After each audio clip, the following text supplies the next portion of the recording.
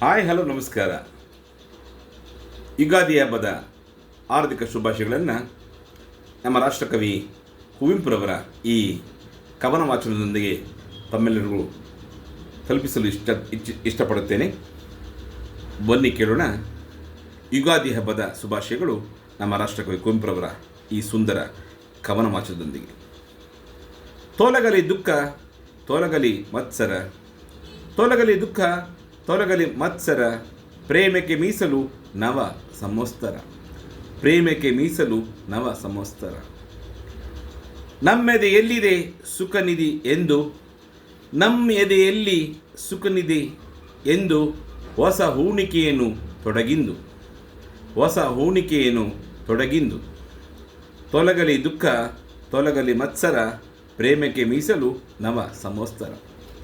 ಮಾವಿನ ಬೇವಿನ ತೋರಣ ಕಟ್ಟು, ಮಾವಿನ ಬೇವಿನ ತೋರಣ ಕಟ್ಟು, ಬೇವು ಬೆಲ್ಲಗಳ ನೊಟ್ಟಿಗೆ ಕುಟ್ಟು, ಬೇವು ಬೆಲ್ಲಗಳ ನೊಟ್ಟಿಗೆ ಕುಟ್ಟು. ಜೀವನವೆಲ್ಲ ಬೇವು ಬೆಲ್ಲ, ಜೀವನವೆಲ್ಲ ಬೇವು ಬೆಲ್ಲ, ಎರಡು ಸವಿಯನೆ ಕಲಿಮಲ್ಲ, ಎರಡು ಸವಿಯನೆ ಸವಿವನೆ ಕವಿ ಮಲ್ಲ.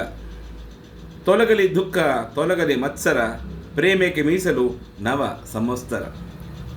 ಹೊಸ ಮರದಲ್ಲಿ ಹೂ ತುಂಬಿದೆ ನೋಡು, ಹೊಸ ಮರದಲ್ಲಿ ಹೂ ತುಂಬಿದೆ ನೋಡು, ಆಲಿಸು ಜೇನಿನ ಹಬ್ಬದ ಹಾಡು, ಆಲಿಸು ಜೇನಿನ ಹಬ್ಬದ ಹಾಡು.